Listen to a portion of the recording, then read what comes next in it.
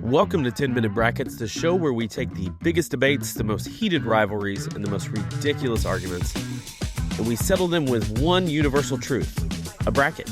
We've got 10 minutes on the clock, 8 contenders in the running, and only one champion at the end.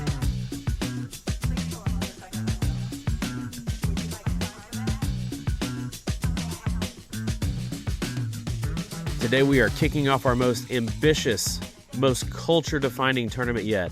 The search for the greatest sitcom of all time. Forget your childhood nostalgia. Forget the reruns you fell asleep to. We are talking pure, unadulterated comedic genius. Influenced longevity, punchlines per minute, and heart. Which show is going to be our undisputed champion? So I've scoured the TV landscape from 1951 to present, and I've locked in 8 seeds. Here's who's got a shot at the crown today. The Foundation, the original queen of TV comedy, I Love Lucy. Next up, the cringe standard, the defining mockumentary of the 2000s, The Office. The show about nothing, the champion of cynical brilliance, Seinfeld. The found family, the globally dominant 90s behemoth Friends. The Heart, the most optimistic team in Pawnee, Parks and Rec. The Hangout, the beloved bar where everybody knows your name, Cheers.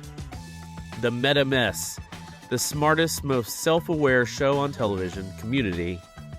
And the Recall King, the gag-a-second density of the Bluths in Arrested Development.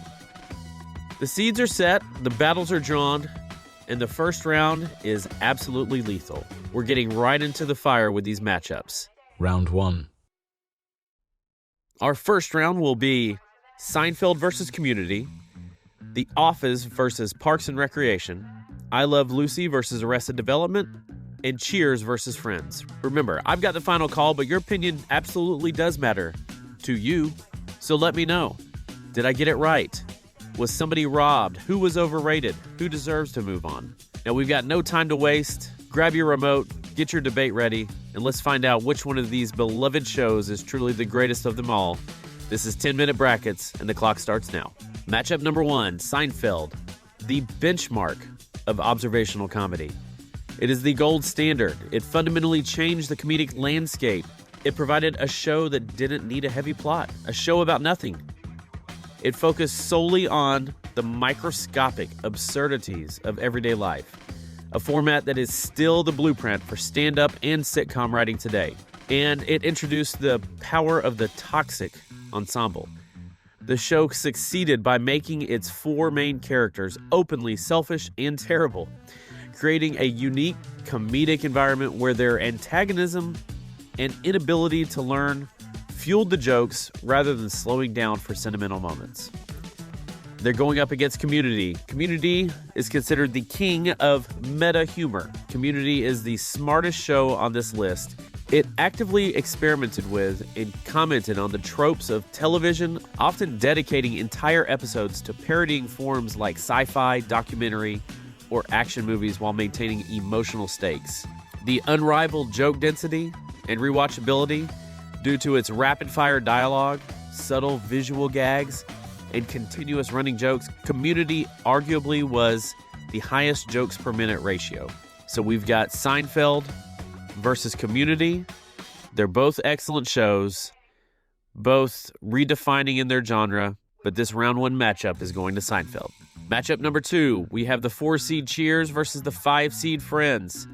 Cheers, the master of the single set ensemble, perfect bottle episode. Cheers proved that you can sustain a beloved long-running sitcom primarily focused on a single shared location. The bar itself became a character, emphasizing the theme of Community better than any sitcom before or since.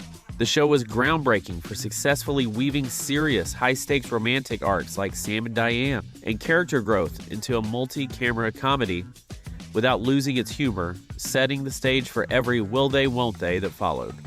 And this is going up against Friends. Talk about a will they, won't they. Unmatched global reach. Friends is one of the most commercially successful and globally recognized TV shows ever made. Its influence on 90s and 2000s fashion, haircuts, and catchphrases makes it defining cultural touchstone of a generation. I mean, people still talk about the haircut, the Rachel. I mean, that's a thing. What about Chandler's bowling shirts? That was a real thing for a minute. It perfected the template of 6 attractive 20-somethings leaning on each other in an urban setting. This structure was copied endlessly and redefined the relationship-based sitcom format. I feel like a show like this led to New Girl, which is one of my favorite shows of all time. It's not on this list. Maybe it should be. What if New Girl comes in as a 9 seed and wins? That would be cheating. But we've got Cheers versus Friends. You know, my age, where I'm at, I watched Friends more than I watched Cheers. A lot of times when I heard the music for Cheers come on, that meant it was my bedtime. So that kind of leaves a bad taste in my mouth, even though, you know, Sam and Diane, will they, won't they? And they're like Red Sox fans. But Norm's strong. It's hard to go against Norm. He had another run on Toy Story. But in this first round, we're going to go with Friends over Cheers. All right, matchup 3. We have the 3-seed Office versus the 6-seed Parks and Rec. This is like cousins going against each other. Okay, so The Office is the apex of cringe comedy. Mastery of discomfort and cringe humor, The Office elevated the art of awkwardness and discomfort. The specific brand of painful but ultimately relatable humor it employed has become a staple of modern comedy writing. Michael Scott. I mean, the iconic boss. Michael Scott is arguably the single most iconic, quotable, and imitated sitcom boss in history. His flawed, yet ultimately well-meaning character defined the soul of the show. I love inside jokes. Hope to be part of one day.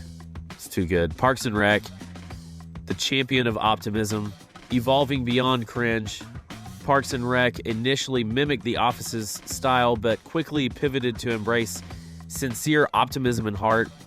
This evolution makes its characters more lovable and its viewing experience more uplifting and consistently positive. The show has a more consistently deep and interesting ensemble. Characters like Ron Swanson and Leslie Knope are universally adored because they are fully realized, rarely relying on recycled jokes and showing significant, meaningful growth over the run.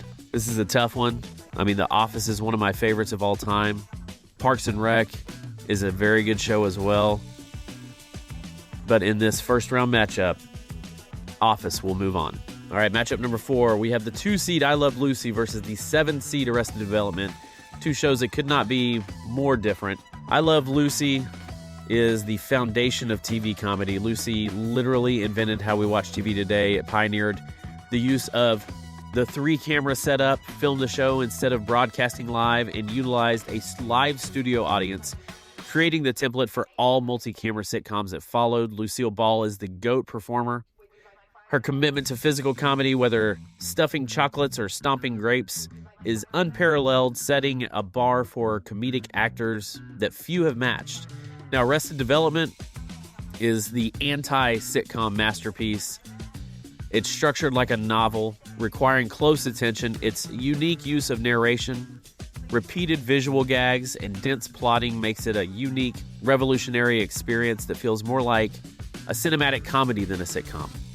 The Bluth family is the ultimate portrait of clueless, narcissistic wealth. The show excelled as a biting satire on the privileged elite, making its comedy feel timely and sharp even years later. You've got Lucy versus Arrested Development. I was a big Arrested Development person early on. I never chimed back in whenever they re-released. I Love Lucy is tough to beat. I mean, it's like the one that started it all. So in this first round matchup, we're going to have I Love Lucy moving on. Round 2. All right, now we've got our second round matchups. The 1-seed Seinfeld versus the 3-seed Office. The 2-seed I Love Lucy versus the 5-seed Friends. You've got Michael Scott versus Jerry Seinfeld. I mean, if you know anything about me, I literally have another podcast that talks about Seinfeld, but The Office may be one of my greatest shows of all time. In this first round matchup, I'm going to have to sit on this one. I'm going to have to sit on this one a minute. Okay, let's look at I Love Lucy versus Friends. Okay, I Love Lucy started the whole thing. Friends grew it to an enormous juggernaut. It's hard to go against either one of these. But my second round winner in I Love Lucy versus Friends is going to be Friends moving on to the championship round.